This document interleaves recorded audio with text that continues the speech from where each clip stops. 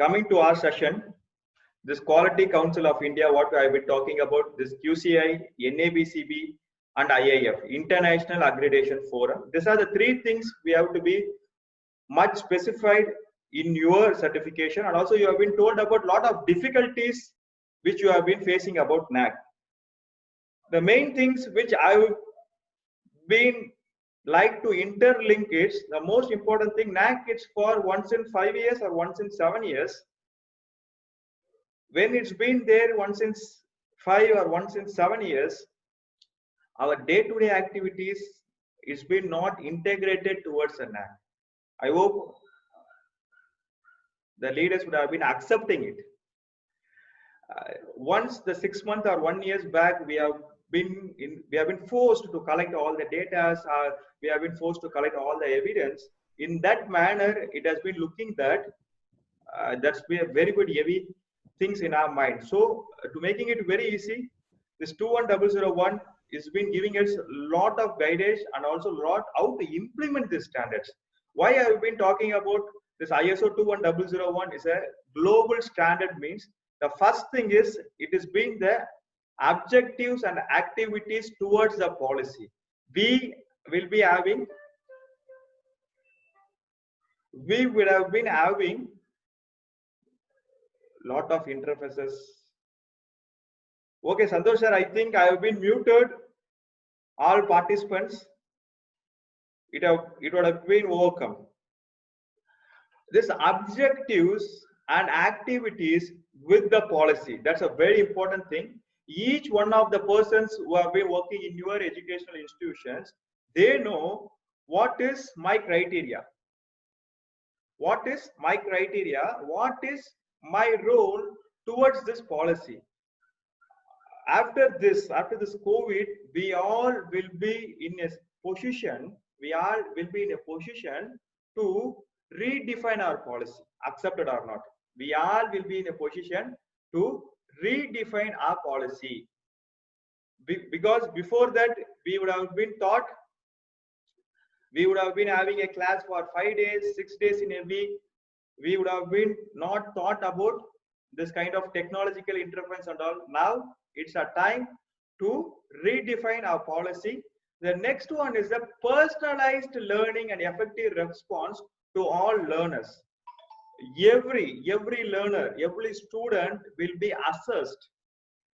Every student will be assessed, and he will be having a thing that what is the student's inherent embedded skill is been having. Based on this, the learning will be there. Lifelong learning opportunity. My dear leaders, this term is very, very important term as of myself has been considered. Last 2 years back, I've been into Singapore. 3 universities I've been. They very surprisingly what they have been telling is, if I've been completing UG or PG course from there, somewhere there, after 3 or 4 years, I can able to come back to the same university for upskilling my knowledge, or I can able to have one type of quick recap. What are the things I have been studied for last 3 years? They have been offering it for 1 month course model. Is it going to help us? Is it going to help our students? Your reflections on the chat box. Yes or no? If it is yes, you can able to put yes. If it is no, you can able to put no in the chat box. It's a lifelong learning opportunities. How it's going to use? How it's going to be useful for us as an educational institution? It's going to serve the purpose of the students. There's no doubt in it. How it is going to be serve our educational institutions policy?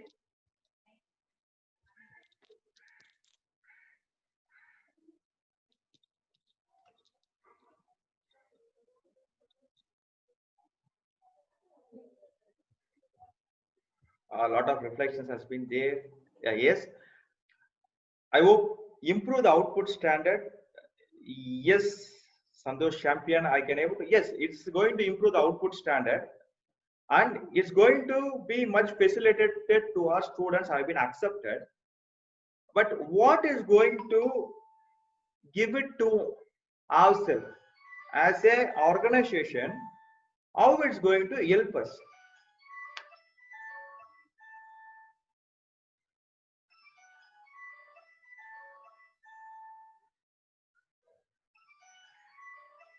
Improve the output standard. I can able to sell, yeah, enhance the quality.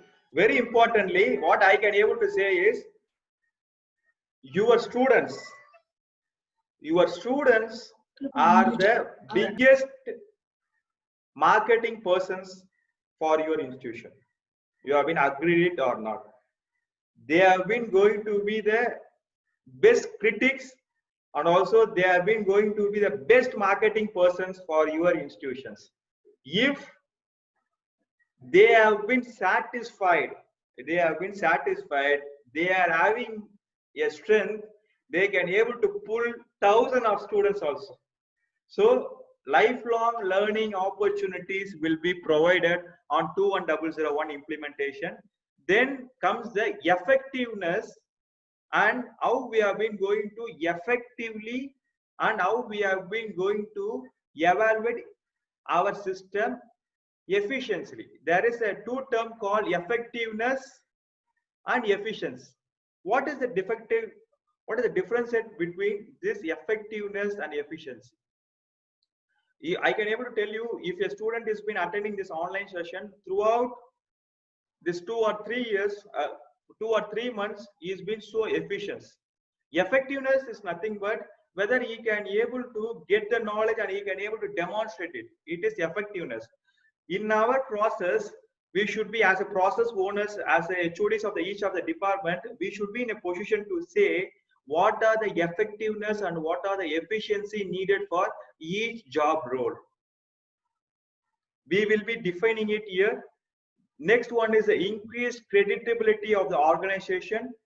Then stimulation of excellence and innovation. Here comes, as I've been told, we from next 2021, all of the universities, we have been going to work on this innovations and excellence.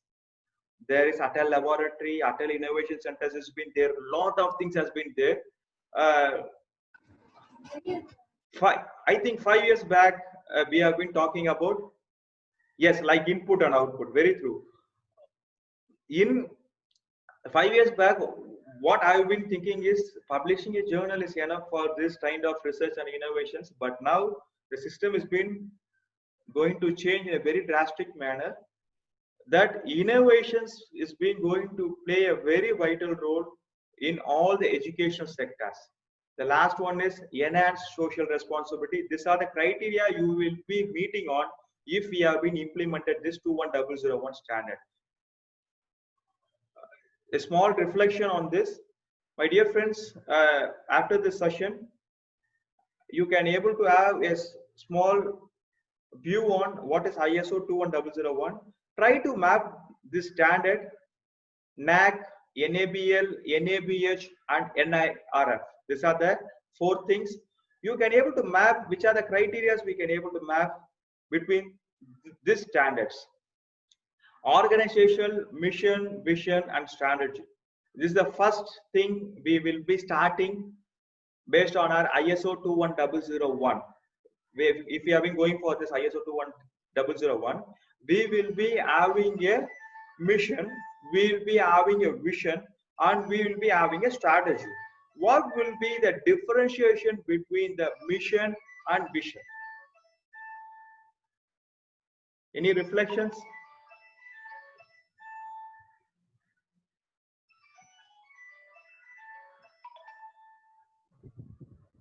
Any reflections? What is the mission or what is vision?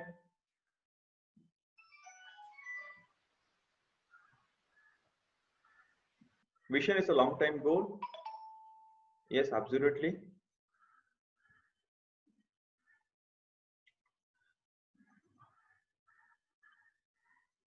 Mission is a short-term goal. Vision on A, mission on implementing goal. That's great.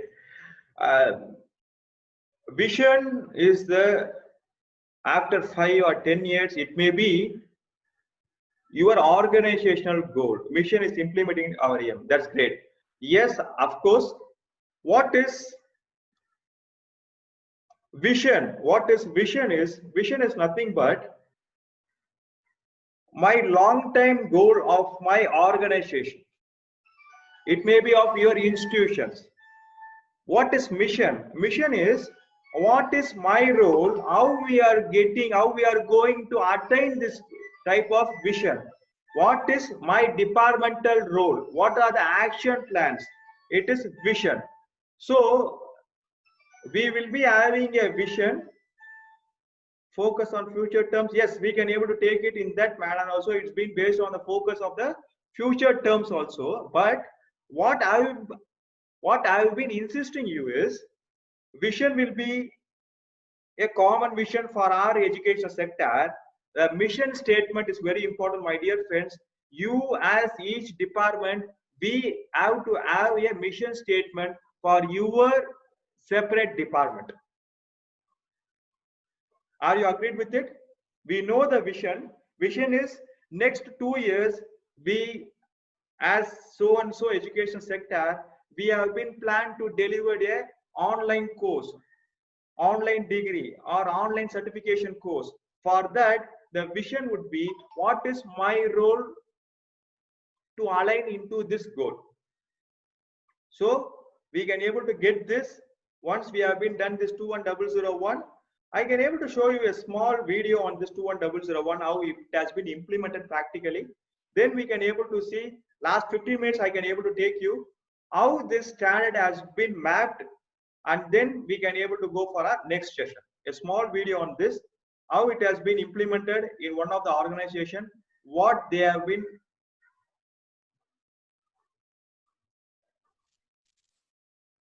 what are the benefits they have been having.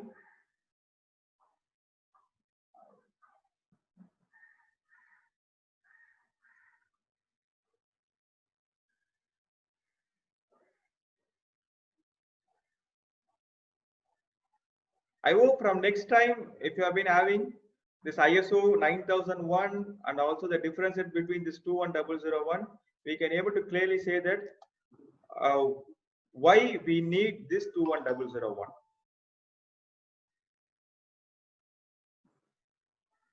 Can you able to see my screen?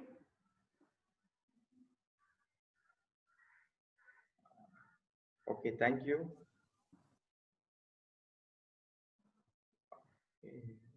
Screen. Yes, it is visible. Okay. I've been muted my video. Okay.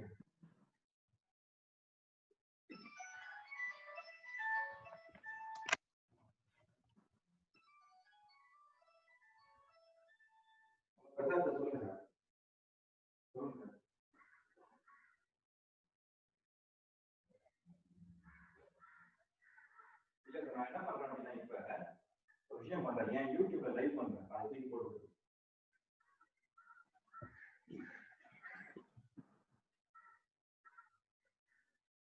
இல்ல sir, நான் இப்ப எப்படி sir பண்ண முடியும்? நான் சொல்லுங்க.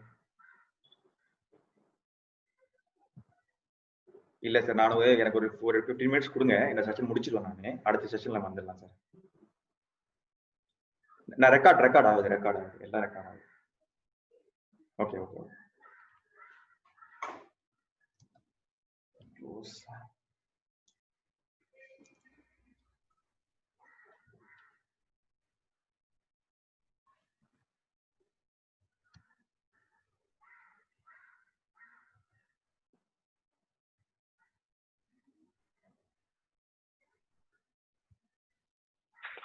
No audio. Okay. 1 minute.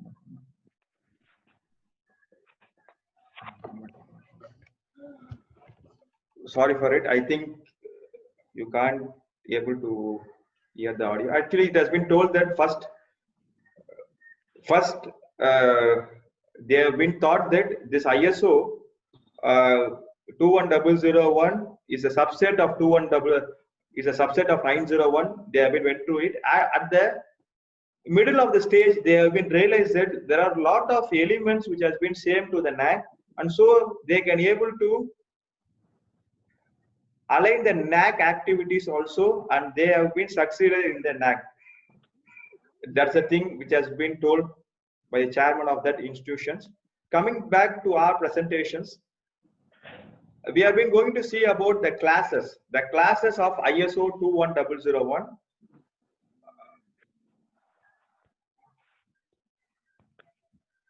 This classes actually, what I can able to say, what are the classes which has been published after 2015. After 2015, all the classes will be having a same thing from 1 to 10. The thing is, they will be having some changes within the class, but they will be having a same thing from 1 to 10. All the classes of ISO which has been established after 2015 is been having a defined classes from 1 to 10. The first classes, can you able to see my PPT PowerPoint presentation? Yes, thank you. The first class is the scope. Scope is nothing but thank you, Vedas. The scope is nothing but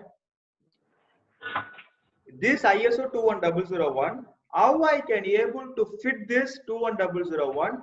What are the scope of this 21001? We can able to see it in the first class. The second class is the normative references. Normative references is, as I've been told, that there are lot of nominations from lot of countries.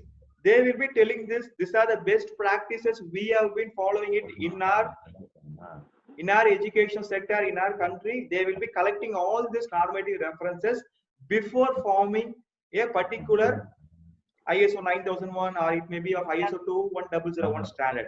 Very luckily, my dear friends, this ISO 21001 does not have any normative references at all.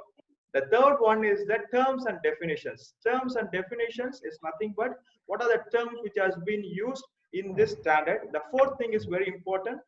It is the context of the organization. As long we have been not a stranger to our organization, it is the little slip is always okay. And if we have been aware about our process, we have been aware about our organization, things is been going to be very much easier for ourselves. As I've been told, the context of organization, what we will be doing here, is very simple. We will be having a interested parties list. Students, parents, your stakeholders, your competitive colleges. What are we can able to add? The interested parties, your suppliers, your school students, they have been going to be your future students. Like this, you will be having a list of interested parties. Same thing, these interested parties will be having a defined what's their needs and what's their expectations, what we are going to do to fulfill their expectations. We can't be able to fulfill all the expectations of our interested parties. At least we will be having a predefined mode how I've been going to take care of this in the future. What's going wrong? What are the things we have been aligned with? Then comes the next scope is the leadership. We can able to align it. The fourth one is the context of organization. For making it very simple, my dear educators, you can able to think this online session is been an example for it. Last 2 or 3 months we have been taking this kind of online webinars. You put this context of organization in it. What are the needs and expectations of the interested parties? First one is, what are the interested parties in this online webinar? Students, professors, the software providers, the internet providers, our TNEB. If there is a guest speaker, we can able to have a list of this on what is their expectations of it. We can able to align it in this manner. The next one is the leadership. Ordinary people with extraordinary practice become always extraordinary leaders. I hope you would have been accepted this. Ordinary people with extraordinary practice becomes a type of extraordinary persons and leaders in future surely. In this leadership skills, the most important thing is focus on learners and beneficiaries, and also if there is any special need, education is being needed, and leaders is been responsibility. We will be owning a department. We will be having an institution. We are the peoples who are going to draft a policy. I have been heard from few of my institution, what they have been told is they have been coming with a online education policy. Now our government has been drafting a policy on this. A policy will be there. Policy is nothing but we would have been drafted at this time. We would have been drafted this, when to start the session, how to finish the session, how we can able to handle this Q&A, who is going to be the host, and who is going to take care of all this internet facility and all. It is one type of policy. We will be having a very detailed policy for our educational institution. And then very important thing is RRA, roles, responsibilities and authorities. In this online sessions itself, we would have been defined, this is your role, this is your responsibilities, and this is your authorities. That plays a very major role. If this roles, responsibility and authority has been very much cleared, very much defined, I can able to tell that there won't be much confusion in my day-to-day activities. Accepted or not? If I know my roles, I know my responsibilities, I know my authorities. What is the differentiate between the responsibility and authority is nothing but authority. If I've been giving authority, I'll be in a position to take the decision. Responsibility is I can able to take care, but I've been not in a position to take care of the decisions. These are the things you will be clearly defining in your activities.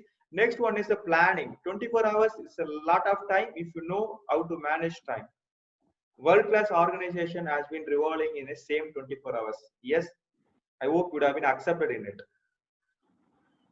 This 6th class has been talking about planning. Planning in the sense, I can able to show you one small a visual video. I hope this video would have been with the audio font.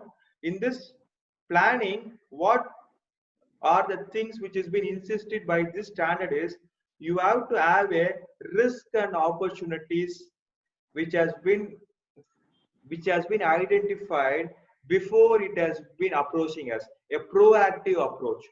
For example, I can able to say at a month of Feb or at a month of Jan, if we would have been thought proactively, this kind of COVID, this kind of pandemic would have been, there is a possibility it can able to hit us. We would have been in a better position to make all these arrangements. Yes or no? How we can able to make these sessions, how we can able to have an interaction with our students, all this we would have been much prepared by all of this. I can able to show you one small risk analysis, a word file, how it has been done, so that we can able to have a clear understanding.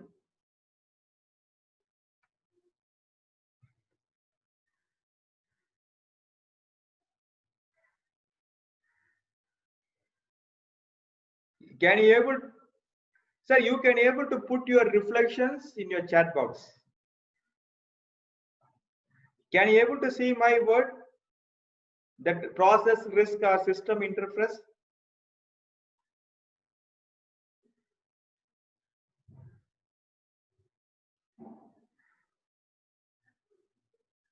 Okay, thank you. In this, you can able to see these are the risks. 2 participants has been raised. Okay, unmute.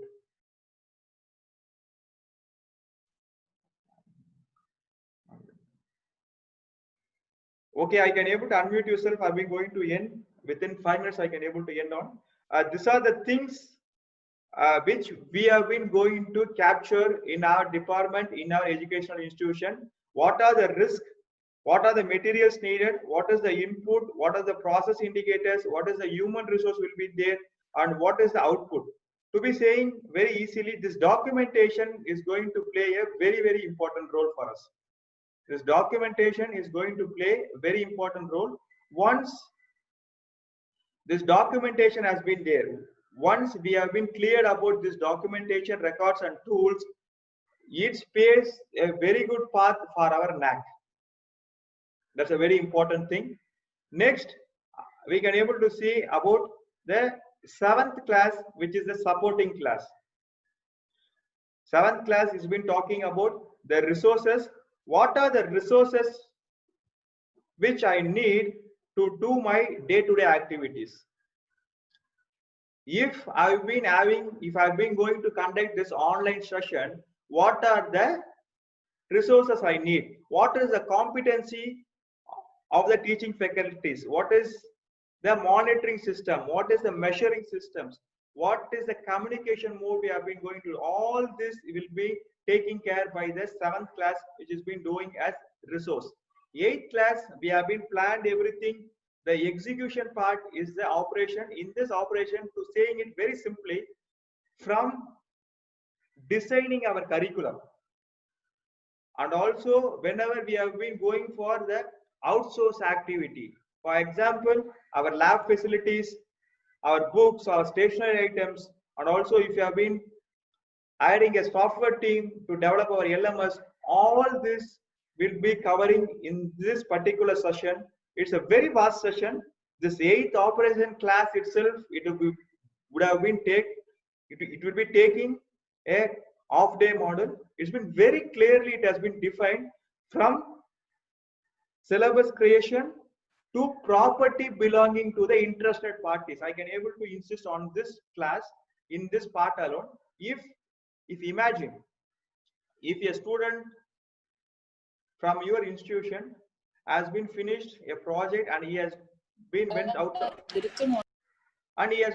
of the college, after 1 year or 2 years he's been coming back to us and he has been asking, sir, can you able to provide me the model which the project which I have been done? Based on this model, I've been got a job in this particular firm. Can we able to provide it? Are we having a clear communication with our stakeholders, with our students, how long we have been going to preserve our data? All this will be taking care in this, and also protection and transparency of the learner data. As today we have been talking about big data analysis, artificial intelligence. As an institute, we have been in a position to safeguard the data, information of our students. How we have been going to take about, we will be going to see about all the things in the 8th class. 9th class is about the performance evaluation. Performance evaluation. We have been finished our work. We have been going to evaluate our performance. Evaluate the performance not based on 3 months or 6 months basis. In this class, what it has been saying is we can able to evaluate on a day-to-day basis itself without spending much time on it. Whether in which area you have to put the monitoring system, which area you have to measure, which area you have to evaluate, and which area you have to analyze. It has been very clearly defined. I just want to add a reflection on this, where if we have been much cleared and if we have been much defined about the monitoring, measurement, analysis and evaluation, what are the benefits we can able to get?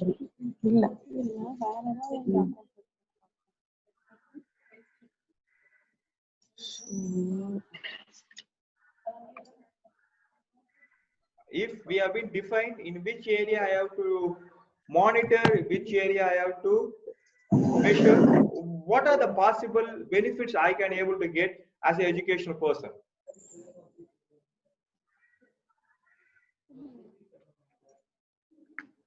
I think we won't be spending much time.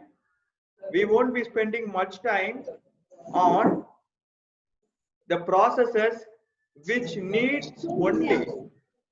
Yes.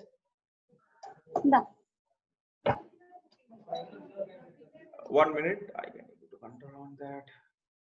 Dear participants, I think some of are okay. I've been muted. Thanks for it.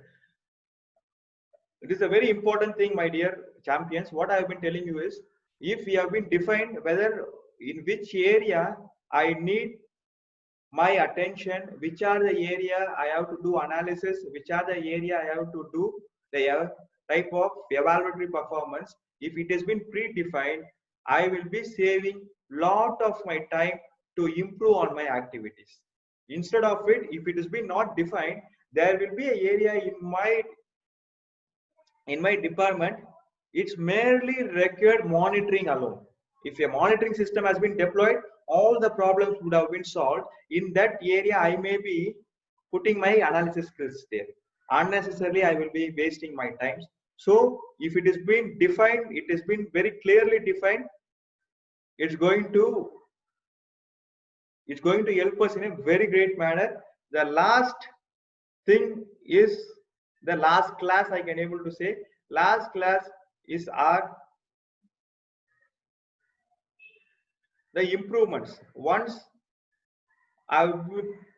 performance has been evaluated, the last thing is the non-conformity and corrective action.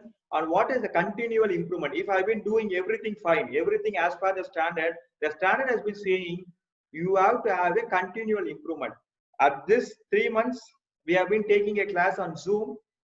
What is next after 3 months? Whether I can able to create a Moodle, whether I can able to create a Google platform, whether I can able to set up a closed Google Classroom for my students.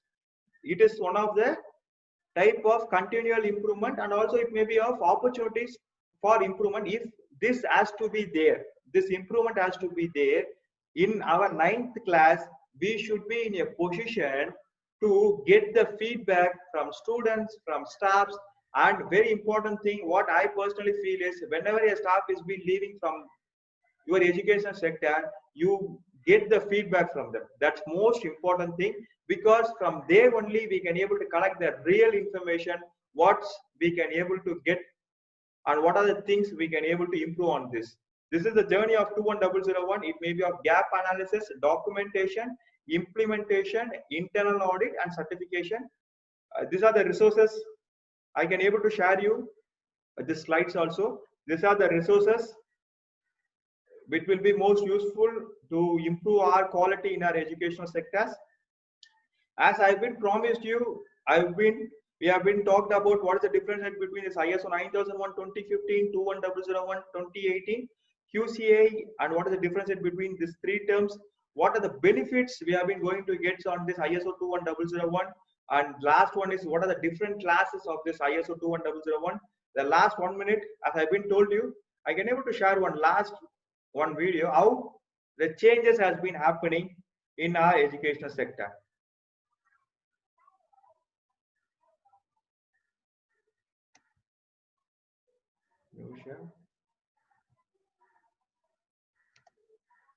Can you able to see my screen?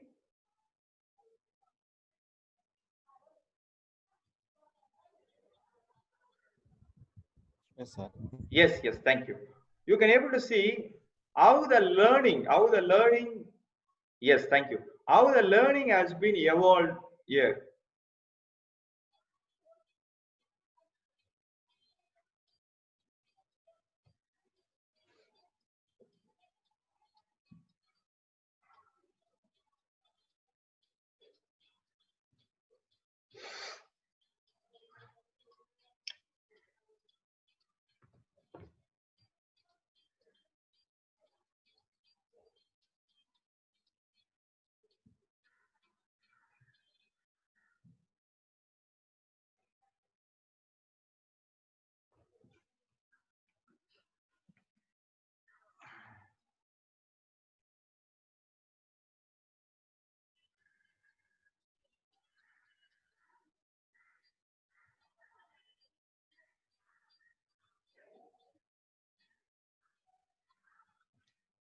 Like this, there are lot of AR and VR embedded learning has been evolved in this pandemic situations.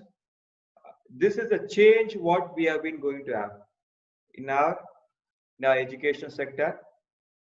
Yes, I've been done for the day. The next sections will be handled by one of the persons having a very vast experience in this stack, how we have been going to integrate all these things in our NAC, we can able to see. Okay, thank you. If you have been having any questions, After the sessions, we'll be having 10 minutes of Q&A sessions. We can able to discuss on it. Thank you. Thank you for the patience. I've been taking 10 minutes more. Sorry, sir. Sorry, Narasimhan, sir. Sorry for it. Okay.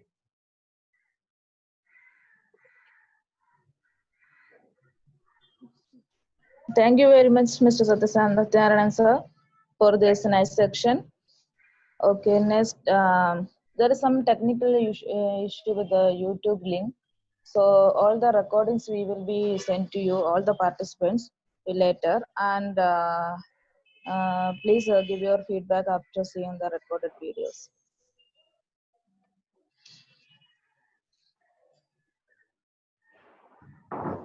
Okay, thank you. Please wait for the next section.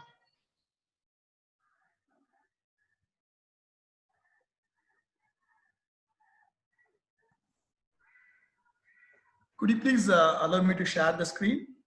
Sure, sure, sir.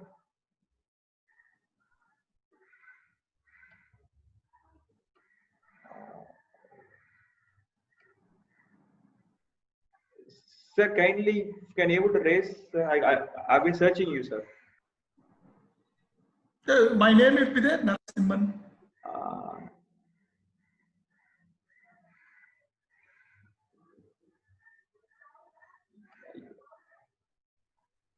Yes, sir. Yes.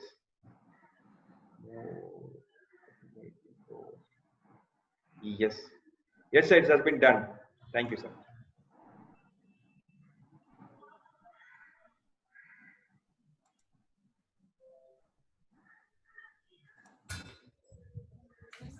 Okay, can you see the screen? Yes, sir. Perfect. Yeah.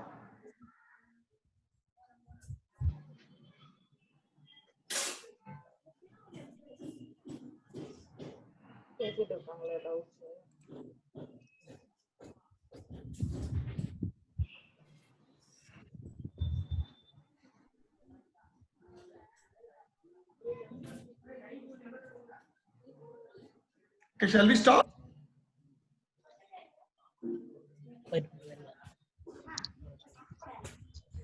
Shall we start?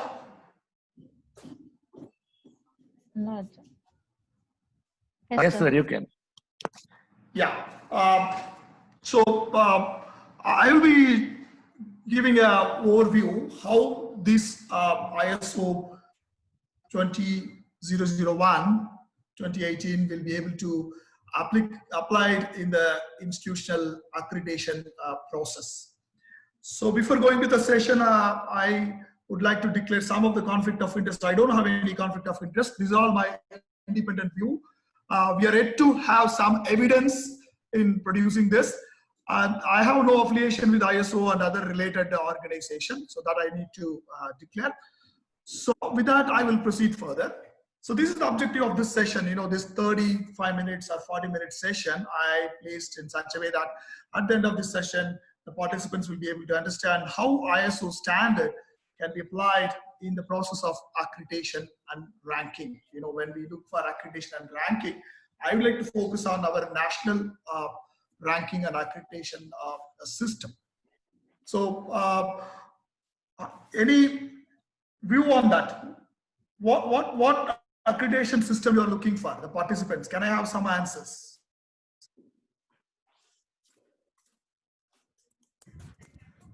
NBA, sir. NBA.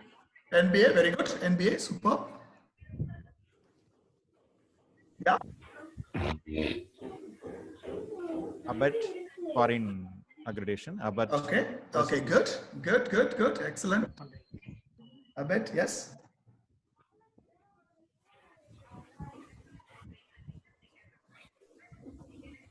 Any other accreditation?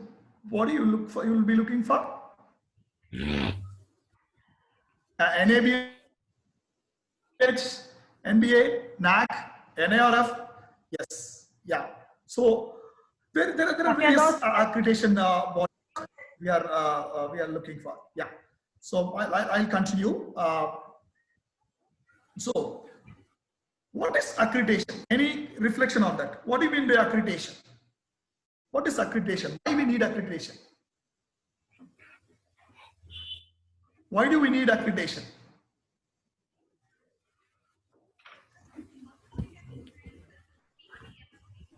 The output, maybe the quality of the output. Okay, quality, fine. The quality matters, that's important. Could the participants mute your?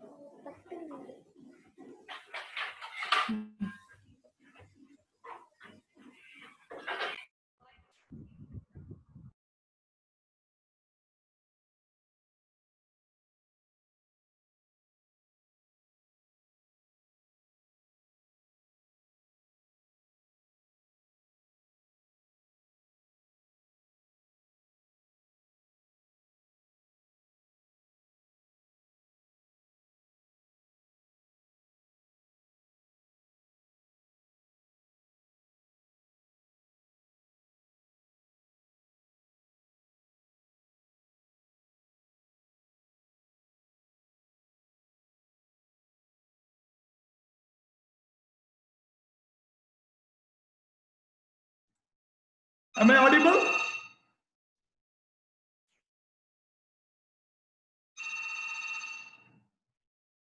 Are you able to hear me? Yes, sir. Yeah, fine. So why we need accreditation? Accreditation assess whether the institute meets the predetermined benchmark. That is what important.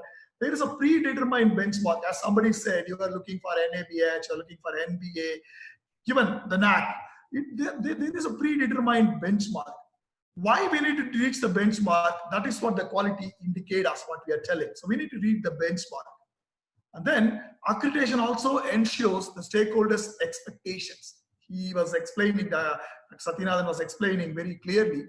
It ensures that the stakeholders' expectations, various stakeholders. It includes the faculty members, students, even the institute itself. As a society, the stakeholders' expectations has to be met. That is what accreditation is important. It is also allowing, if you see for the institutions, the transfer, the credit transfers. Now we are talking about our, the new national education policy, which is talking about the credit banking, transferring the credits. If you are able to transfer the credits, that is for that, accreditation is very important. I will be able to transfer the credit from one level to the other level, but both the level of institute should have met the benchmark. And another thing, if you look for accreditation, if you're going for an accreditation, your institute will be able to analyze SWOT. What are all the strengths? What opportunities you have? What are all your weaknesses? What are all the challenges you're going to face? Accreditation process helps the institutions to do an in-depth SWOT analysis. That will in turn will help to improve the quality. That is what important, the primary what we are talking about, quality. Then another thing, when it comes to educational institute, accreditation helps in uniformity in curricular implementation. That point is important. It helps to have the uniformity in curricular implementation. As we discussed in the transfer of credits and all those things, everywhere the quality is same. We make the benchmark. That's what the first statement. There's a predetermined benchmark. The institute meets that benchmark.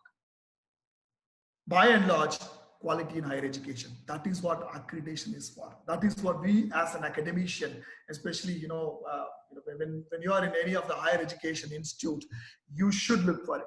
We should provide the quality. The higher education quality. When we talk about the rankings, it is our dream. Looking for that explaining is about these ISO standards, how this can be used in this accreditation. That is what we're going to see in this session. Yeah. So by and large, as he said, this ISO focuses, this standard focuses on the interactions between an educational organizations, the learner, customers, and other relevant interested parties. You map this with why we need accreditation. Why we need accreditation? stakeholder satisfaction. See, that is what it says. It focuses on the customer, who we call that the customer is above the learners, their parents and the society and other 11 interested bodies. It also applies to all educational organizations that provide, share, and facilitate the construction of knowledge to learners through teaching, training, or research, regardless of size and product and service provider.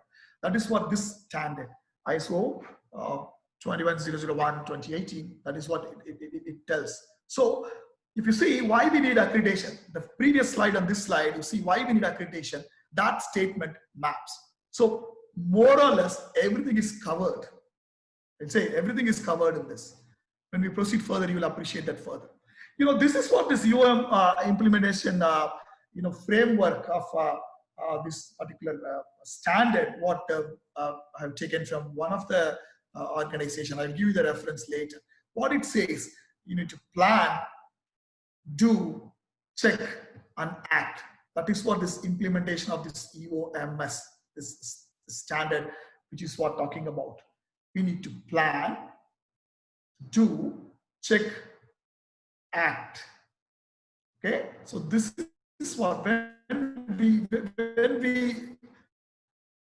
establish the standards, we will be following. We are planning, we are doing, we are checking, we are acting. We will be applying for any of the accreditation. If you take any of the accreditation system, we will be following certain things. There you see the support from who's from the management system of the educational organization, and what is there, understanding the organization and the context, understanding the needs and expectations of the stakeholders, the learners, other beneficiaries' requirements, determining this is what determining the scope. So then we plan, we do, we check, we act. Then we see the results. This is the whole process or what we are he explained. So that is what we'll be applying this in our accreditation. To see that, to look this from the so look from the point of view of the educationist. If you are seeing, so these are all the principles which is focusing on this EOMS, what we are discussing, this standard.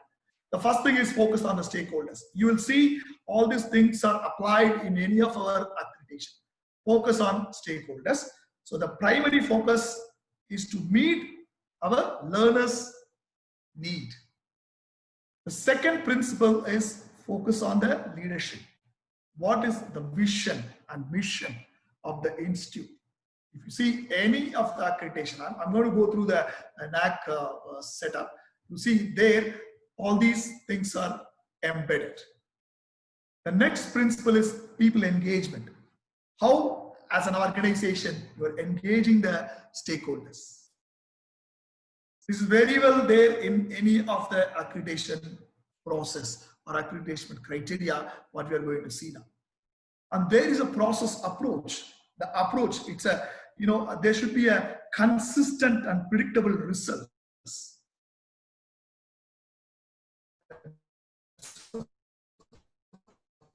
Process approach. And then how they are focusing on the ongoing improvement.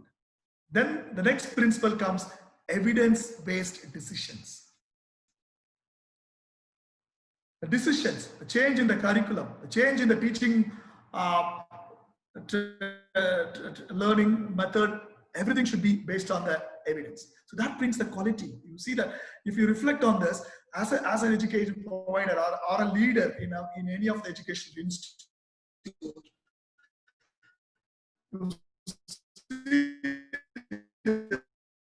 you follow this, automatically you implement the relationship is managed between the stakeholders. And then the social responsibility, the next principle is social responsibility. How the organization is socially responsible. You will see, you will be able to appreciate this when you see the criteria laid down by some of our national accreditation boards. You'll see, you'll be able to appreciate this. These are all the points it is laid down in our system. Beautifully done. Our NAAC fantastic. The criteria are very well laid out. The next principle is accessibility and equity. So that is how the institute is inclusive.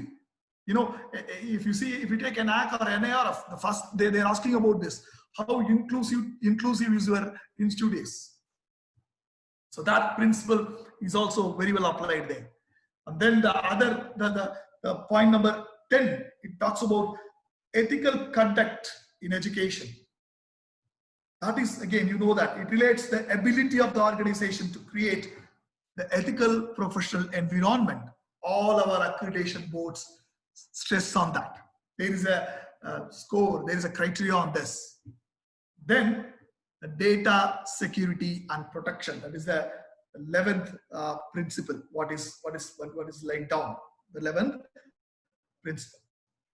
The organization has to create an environment where all the interested parties will be able to interact with the educational organization. So these are all the principles, you know, what he was explaining. I'm trying to put it from the education point of view. He clearly explained.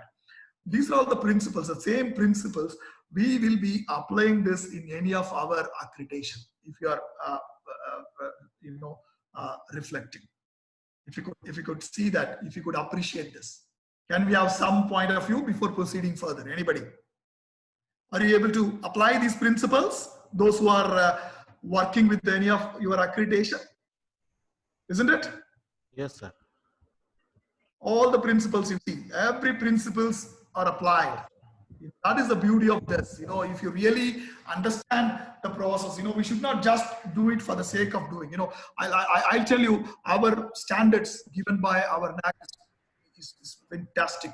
It's really international standard.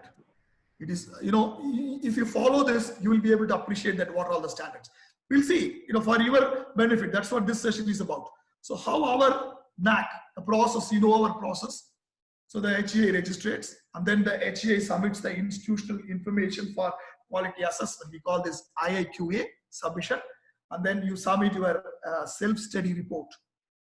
And then the self-study report, the quantitative assessment is for the pre-qualification. That is assessed by, you know, beautiful system, you know, the DV verification and all those things. Excellent process that is. And then the peer team visit. The SSR, the peer team comes, and the peer team looks for the qualitative metrics. You know, now the metrics are quantitative and qualitative. Again, when you go into the criteria, you will understand how this ISO can be linked. You know, that is what we are going to see. So this is the process. You know that. Most of you know that. Why I'm bringing in this, in every step, you will be able to apply these principles. What you know, Dr. Satyanathan was explaining, you will be able to reflect it, you will be able to apply all these things here. So these are all the criteria. Now you see the criteria given by NAC. Why I'm taking NAC? NAC is the highest accreditation body for the whole institute. You know, I thought I will focus on this. The similar way it is applied to all other NABA, you know, NBA, NBA and other things also. It is applied here. You know, I thought I will focus on this because of the interest on the, you know, if you understand this. You see, there are 7 criteria if you are a university and then, you know, affiliated institute. I'll show one by criteria, go one by one, and then you'll be able to appreciate how this ISO standards can be applied there. The first thing is curricular aspect, and then you know, that talks about how the curriculum is developed and how the curriculum is implemented. You know, this is what focused in any of the principles which is given there. You know, that starts with even the focus on the learners. The curriculum should be learner-centered. You know, we talk about adding, you know, NAC insists on, you know, how good you are providing the value-added courses. You know, one of the point the previous session was stressed upon is self-directed learning or lifelong learning.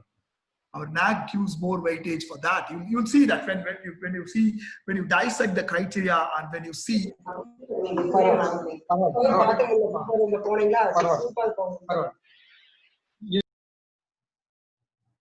Can I request the participant, those who are not speaking, please mute yourself. It is disturbing. Yeah, thank you. So that is how, if you see this criteria, teaching and learning, you know, how the infrastructure is provided. Again, there is a clause in ISO that is for about research and innovation, what he was explaining. So this is how our NAAC criteria. Now you see the principles, what we saw in the previous slide, and you try to apply that. You know, this is very well synchronizing with this. Okay, it is very well synchronizing with this. We'll go into the further detail. You see now, that is not the curricular aspect. You know, the curricular aspect, if the qualitative and quantitative, if you see, we have 50 points for qualitative and 100 for quantitative. So total 150, that particular criteria. We'll see how these criteria will be applied there, you know, with this ISO standards. Teaching and learning and evaluation, you know that is qualitative 34 and quantitative 161. So that is how it is divided. You know, for 7 criteria, we have qualitative metrics and we have quantitative metrics. That's what I said. It's beautifully done. It is very well done. If you understand, if you go into the depth, you will enjoy it. If you really, you know, think of quality. You see that. So that is the curricular aspect. Again, we are dissecting. Now you will be able to easily understand how those principles, what you looked into, what you learned in the ISO can be applied here. You know, for everything, the curriculum design and development, you need to have a process. That is what he was explaining. You need to have a process. You need to have the support for that process, support structure for the process. You need to you know, implement the process, and you need to audit the process, and you need to see how that is changed, or how, what is the result. You know, that is what I showed you at the beginning itself. You plan, you act, you assess. You know, you plan, act, assess. You know, that cycle comes in there. So if you see this particular, you know, the curriculum planning and implementation, you know, for you know, that's again divided into universities and autonomous colleges. You see that is for the affiliated colleges. You know, again, for affiliated colleges, the curriculum planning and implementation comes in, because curriculum design and development is not possible for affiliated colleges. Getting? So academic flexibility, that is what the process brings in. If you have academic flexibility, how much you are going for the credit-based, you know, choice-based credit system. That is for the universities and autonomous college. You will see that every criteria is very well defined, and it will be mapping. If we could implement that quality process, we are there almost. That is what NAAC looks for, because it is very transparent that it says it should be at the level of international standard. If you read, if you implement, if you could achieve these criteria in NAAC, we are there at the international standard. That's what the CGPA comes in. Okay, the curricular enrichment, again, NAAC stress on curricular enrichment, how you are enriching the curriculum, what value-added courses you are giving to your learners, how different they are, you know, how they are ready to face the industry, you know, industry oriented. Then you see the 1.4, the feedback system. Again, you think this, you need to reflect with the ISO standard. The feedback is important. How the curriculum is implemented. What is the feedback from various stakeholders? You need to have a system place. You need to have a system place for your institute. You know, if you're looking for quality in your curricular aspect, that is what again the ISO standard says. You know that. So every criteria is mapping. So when you look for the second criteria again, you see all the second criteria is further again. It is, you know, if you see autonomous college or affiliated institute, the second criteria, the weightage is more, is very well thought and very well designed. You see the student enrollment profile. How are you enrolling the, you know, student? What is the process you have? How transparent is that? What quality standards you are maintaining there? Then the catering, the diversity of the students, you know, what the diversity, that's the principle comes in there. If you see the principle, I was telling, you know, the social responsibility, accessibility and equity principle 8 and 9. If you see that clearly applies there. You know, then comes the teaching learning process. That is again for autonomous college, the weightage is given 50, and you'll see even for the affiliated college. That's what the teaching learning criteria is more there for the autonomous college and the affiliated colleges. You see, but in a way, it is for the, if it is a university, the curricular weightage is more. So the principles, what you learn, can be applied every year. You see, the teacher's profile quality, you know, that is what important. You see, the principle 3 and principle 5 will apply there. Engagement of people, you know, the improvement, the ongoing focus on improvement. That is what the NAAC is also looking for. What is the profile of your teacher? How you are improving the quality of your teacher? You know, similar way, the student performance and learning outcome. NAAC very clearly asks, how are you defining, how are you analyzing the outcomes? You know, the principles here again, coming back to the principles of this ISO standard, what we are looking. The first one is focus on learners. If you look for outcome analysis, focus on learners. You getting? The student satisfaction again. Student satisfaction is what, again, engagement of people and focus on learners. So every principle is applied in all the criteria. Similar way with our research and innovations. That is what the NAAC defines. Again, you see, the criteria is, you know, very well defined, very clearly defined. See, the promotion of research, you know, see, 250 points for the universities and autonomous colleges, it's 150. It's whereas with affiliated colleges, the marks, the scores are different. See, every aspect you can apply to those 11. I'm not going into the depth because he explained that. I'm just thinking all these things are applied to all the principles of there. See, the innovation ecosystem, NAAC insisting of innovation ecosystem. You know, there your social responsibility comes in there. So all the principles are applied there. Your consultancy, your extension services. You see, the 11 principles which I explained, I showed you on the boxes, it is very well applied over the facility. The facilities, the library running resources, the IT infrastructure, the maintenance of the campus infrastructure. It is again, it is very, it is going and mapping with all the principles which is explained there. You know, how the visionary leadership. You know, you'll see the other criteria. See that the student support and progression. You see the 5th criteria, a student support and progression. How the student support and progression is given. Again, the more importance is given here for the primary stakeholders. Even NAAC talks about how we are engaging the alumni. You know, after this session, and if you could reflect, but the only thing we need to follow wholeheartedly. It is not just for the sake of documenting. You know, if you follow the whole document, with full involvement, you will really see the quality there. The governance and leadership. He was talking about all the principles he was explaining. You know, here you see that the governance and leadership that provides 100 marks. That is for all the institutes across. You know, it could be a university or autonomous college. 100 marks given. 100 points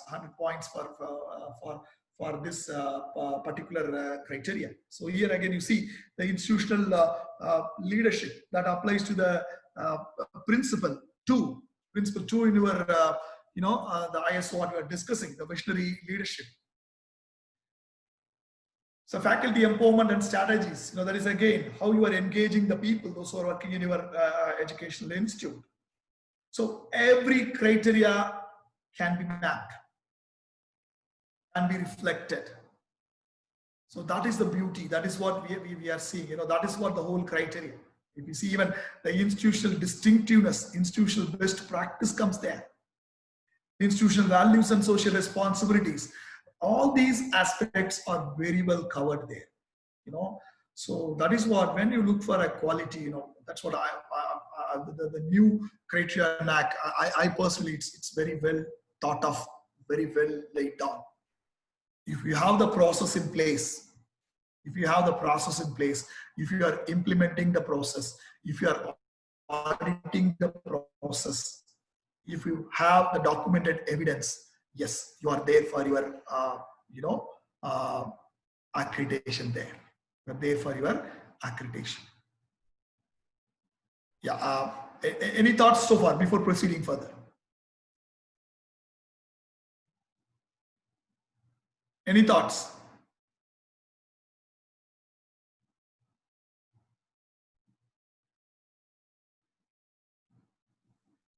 Anybody would like to share?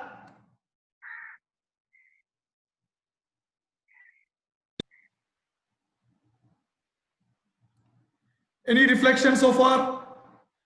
Am I audible? Hello, sir. Yeah, yes, please. Sir, how much percentage we should satisfy the in this 7 criteria, sir?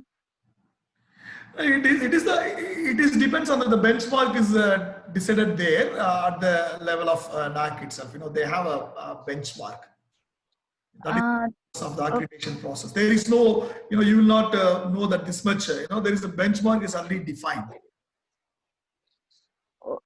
It will vary with the institutional and management level, or it will be standard, that benchmark.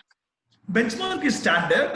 They will have a benchmark based on the assessment that will be mapped based on the score. You know, that is what 2 criteria. One is quantitative and qualitative.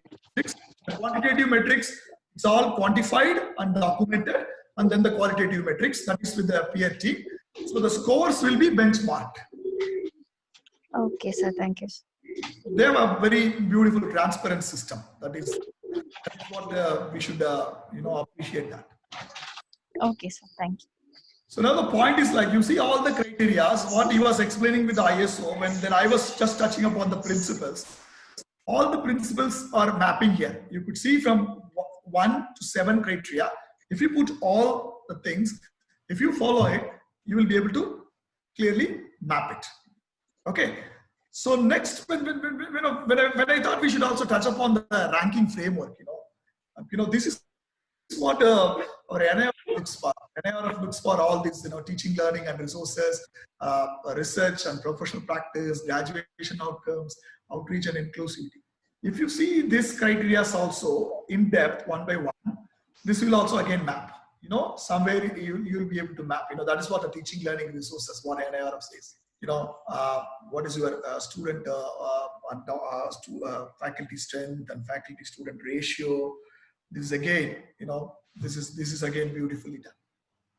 Okay, so you will see that all these principles, again, this is the research and you know, the professional practice and the graduation outcome. These are all the criteria.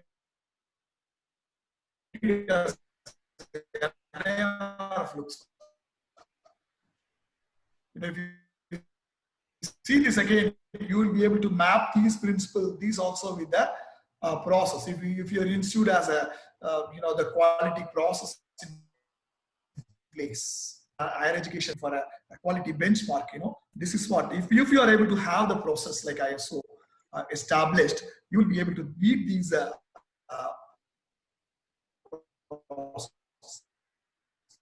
you know, again, you see these are all the classes I explained. That's the high level structure for ISO management system standards. What like collected, you know, the context of the organization, that's class 4, that says, you know, you'll be able to readily map with any of our NAAC criteria. All these, you know, the leaders, you'll be able to map. You will be able to map that. You know, that is what that document. You know, when you go through that, the experts will be able to assist you. But that when I was going through that, this is what I could understand. You see, even all the class, how the operation, how the performance evolution, how the improvement. You see, when this system is in place, you know, see, monitoring and measuring satisfaction of the learners. I'll take one as an example. Monitoring, measuring satisfaction of learners, other beneficiaries, and staff. This is what comes to the feedback. If you see the NAAC accreditation criteria, and NAAC looks for the stakeholders' feedback, you know, feedback on curricular aspect, feedback on teaching learning process, you know, NAAC asks the students' feedback also. So like that, if you see, everything can be mapped, you know, planning, operations, and control. That is what the criteria NAAC looks for in leadership. So every class you'll be able to map.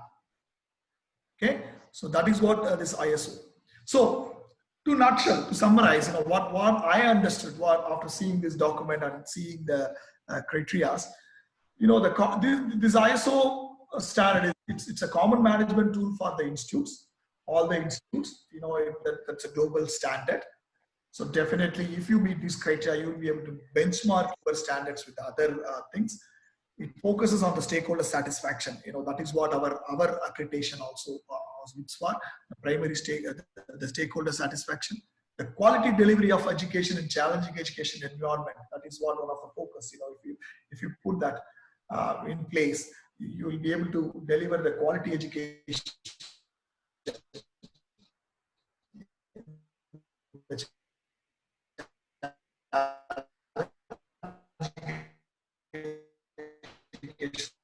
Environment. This all what if you see the criteria in NAAC, that is what it stresses on the individualized learning. That is what this curricular enrichment, value-added courses, and all those things comes. It also increases the credibility if we could implement across the institute. So this is a process setting up. Anything about quality, we should be able to consider. This is they provided the white paper how this UMS can be implemented. So it says the context and how you are planning, plan, do, check, act, what you're told. If we could implement this in any of our institution level, we will be able to take up any of the accreditation process, because it sets a process for us. You see the context, determine the context of the organization, understand the needs of the expectation of the expected parties, then they define the scope. Then you plan, you are doing, you are checking, and then you are acting. Plan, do, check, act. PDCA. Okay, so that is how when we what we understood. That's what I said at the beginning. It is my understanding. If we could implement this, we are there for any of the accreditation process. But again, it should be implemented with the letter of spirit.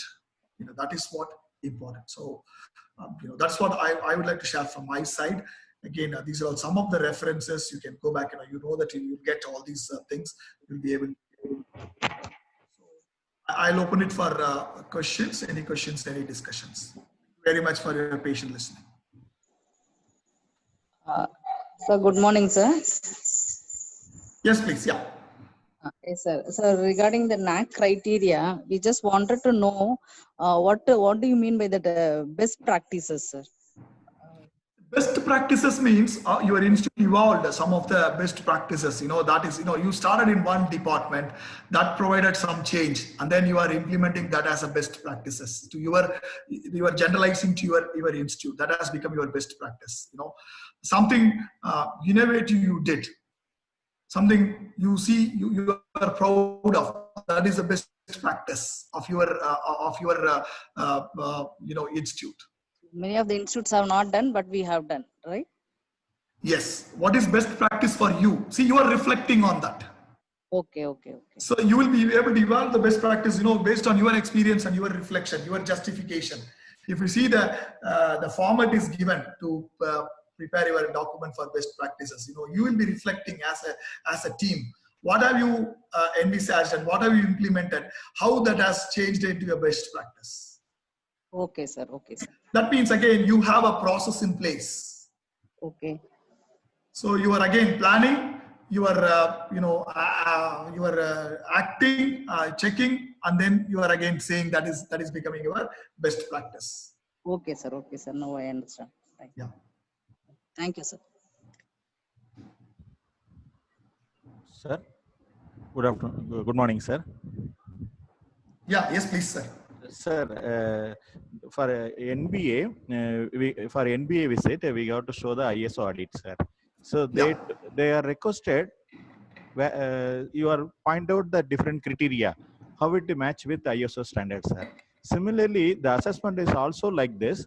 You can easy to produce the ISO audit to the NBA or NAAC criteria, sir. Is it possible for the relationship between ISO and NBA and NAAC, sir? Every time we will show the ISO audit, sir, but they won't accept because where is the criteria? If the criteria is audited, then we have to consider. Correct. See, absolutely. NAC has certain set of criteria. We need to meet those criteria. So what we are thinking, if we have this process, we will meet the criteria. We'll have these processes in place, we'll meet the criteria. Because, see, we need to go with the criteria provided by NBA, provided by NAC. We need to go with that criteria. That is very important. See, again, if you understand that more, that itself will take some more time for us. If you see the criteria, they are beautifully designed. Starting from criteria 1 to 7, you see they are linked. If you really achieve, if you really implement the things, that is what the quality comes in. That's again, the cycle by cycle, need to. Question answer Yes, sir. Yes, sir. So that is what, see, if this process will be maybe useful, will be in getting these criteria. Yes, sir. Yes, sir. But we will show the criteria, sir. We will show the complete institutional audit. They told ISO is for institution. Where is the department? If you go to the NBA, where is the department? If you find in any audit from the CSE department or EC department, you can show the audit accreditation committee members, peer team members are asked like this. That is why. No. The point is that is what I told you. The definition for accreditation. Accreditation is for a benchmark. NBA has a benchmark. So what is that benchmark we need to meet, isn't it? Then only judges. That benchmark has to be met. Yes, sir. Yes, sir. So 1 point. Can I able to add it, sir? Yes. Hello. Hello, Yes. sir. Yes, sir. Sir, actually, for ISO certification, see, in NAC, there is a metric 6.5.2. There is a weightage given for that certification. Either we get ISO or NIRF, we are getting one weightage there. In the criteria, metric 6.5.2. For any That is certification. recognized, but as Dr. Narasimhan sir was telling, it is in the letter and spirit we have to implement the process of ISO. Then it will be easy for achieving all these things. That's what I understand. Okay, sir. Okay, sir. Thank you, sir. Thank you, sir. Sir, Thank you. good afternoon, sir. Sir, regarding value-added courses, suppose we are the institute which is affiliated to a university. Now we want to start a value-added course. Should we get the permission of the main university to start the value-added courses, or should we just start having it? What is your opinion in that, sir?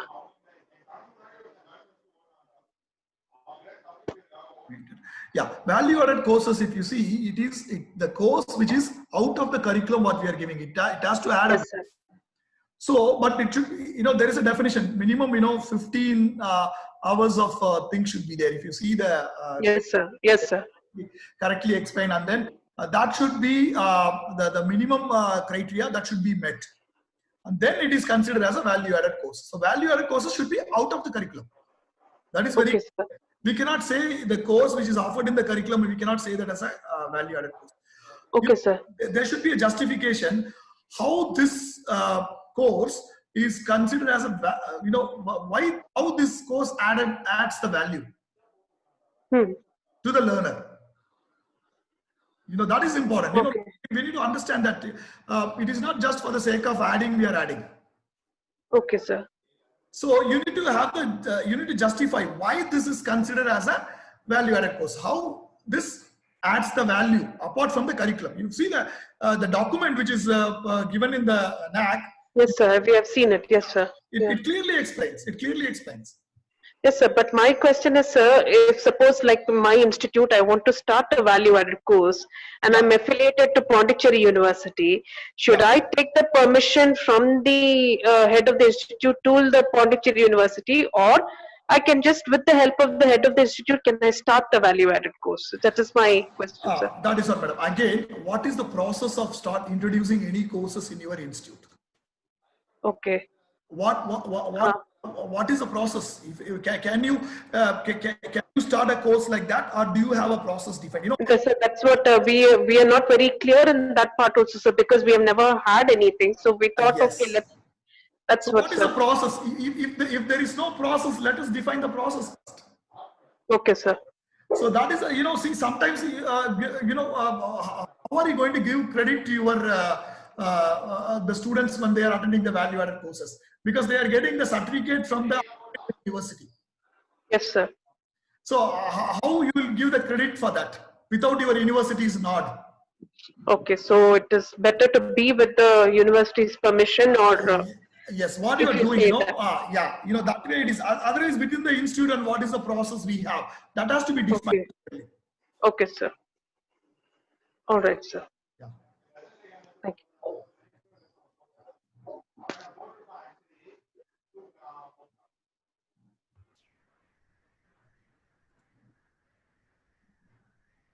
Good morning, sir. Hello.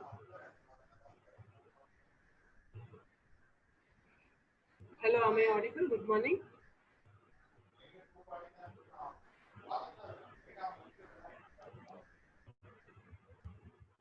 Hello.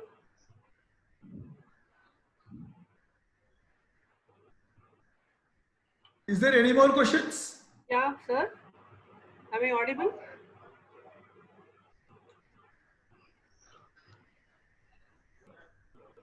Hello. Hello, sir. Hello. Yes. Sir, I am Sadish from Kasturba College for Women, Pondicherry. Hello, sir. Yes, sir. Yes, sir. Sir, I am Sadish speaking. You are telling that value-added courses are out of the academic activities. Then what is the purpose of starting the value-added courses? No, it is not academic, not out of the academic. You see, the courses which are offered with the curriculum, they are not, it should be the core curriculum, and these courses should add the value for the student.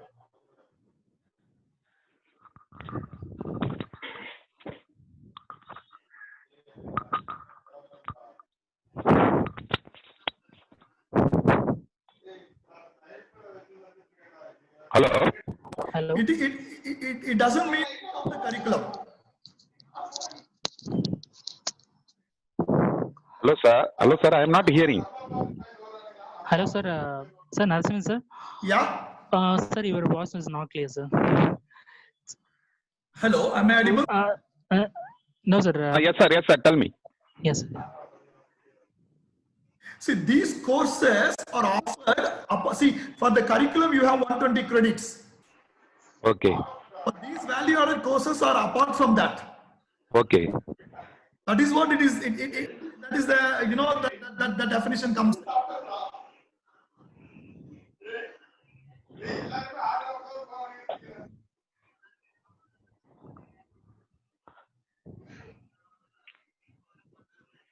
Hello.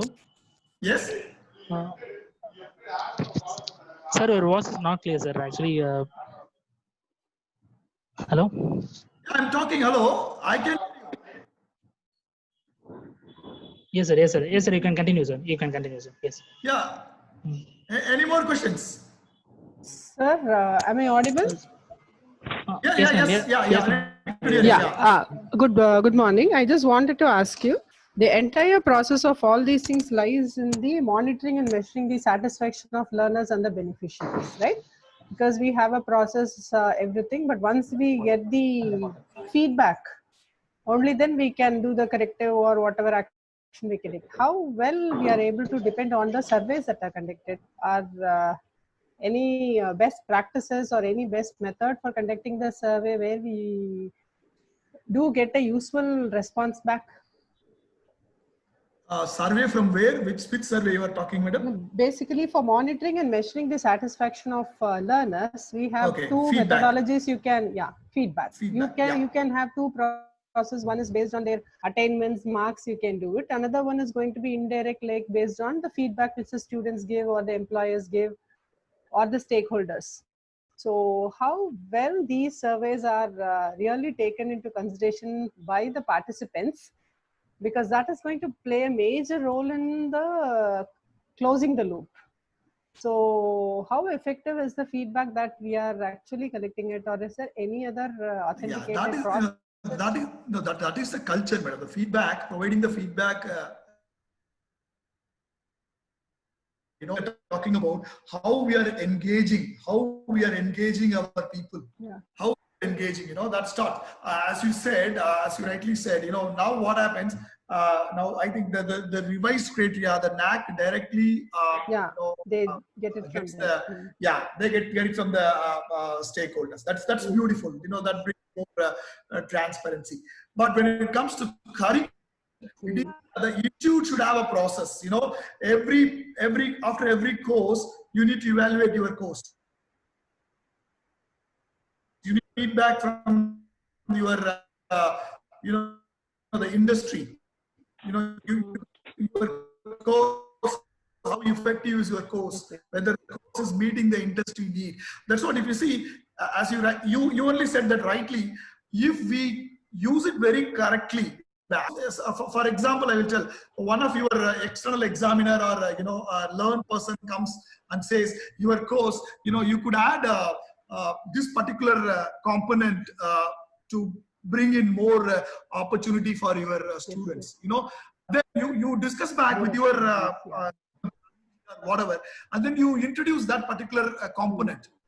Then again, your stakeholder, the student, is getting the benefit. The feedback mechanism is very important. Yeah. The feedback mechanism is very important. It is how we are implementing. That's what I do understand the importance. But I just sometimes feel that except for, as you said, the experts giving inputs to us or the employers giving inputs to it, the rest all become a regiment like you just give us this. So that is where I'm just critical whether. No. What is your process? How frequent you are getting the feedback? It should be in a different time. If it's a curricular feedback, it should be a different time. At the end of semester, when they complete the course, when they complete the program, the course evaluation, program evaluation. After graduation, the alumni's feedback, the employer's feedback from the faculty members. Yes. How deliberations about the curriculum happened in the BOS. That is also feedback, isn't it? They're the experts and they are giving you the feedback. But all these things has to be documented and analyzed. Action, if required, action needs to be taken. No. It is not just we are documenting. For example, your student gives this particular course. I find it very difficult. The content is more. I'm not. If majority of your students says that, yes. What action taken? Are we discussing among our faculty members who is delivering this course?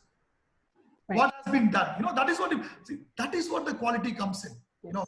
I see this accreditation is if we implement in letter and spirit, we are there. Our quality is in place. Yes. Right. Thank you. Yeah. Thank you.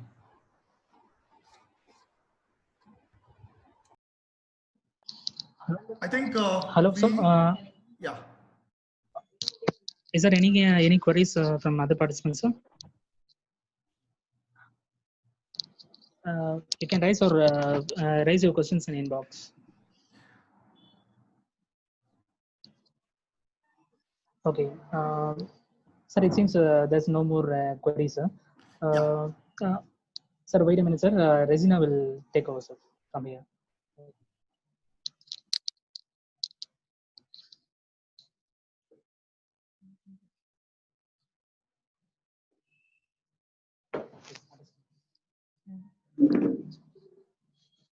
Thank you.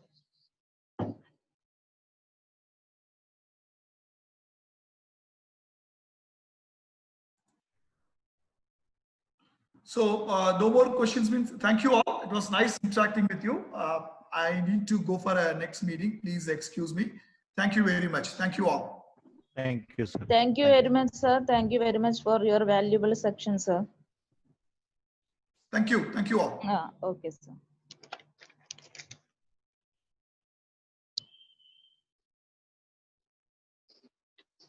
feedback பண்ணா certificate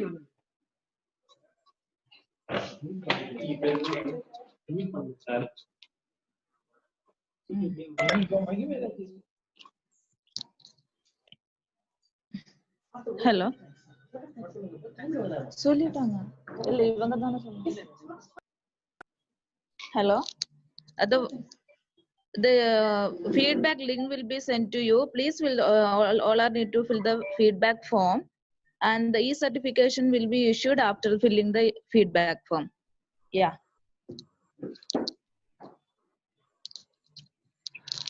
Hello. So good afternoon, delegates. First of all, I would like to thank you one and all for making this event a grand success. We PSQC being in this domain for more than 2 decades. We think it is time to give back to our society, and it's sole responsibility of our team to create awareness regarding this ISO 21001 standard. We thank Dr. Nasiman sir and Mr. Satyanarayan sir for accepting our invitation and conducting this session in a lively manner. Dear educationists, in future, you can contact our team, Mr. Prabhi sir, for any information regarding NAC 21001, FDP, and placement training. Once again, thanks for all who are all participated in this event, sir. Thank you. Thank you to everybody. Thank you, sir. Thank you. It's really a nice program. Oh, yes, sir. Yes.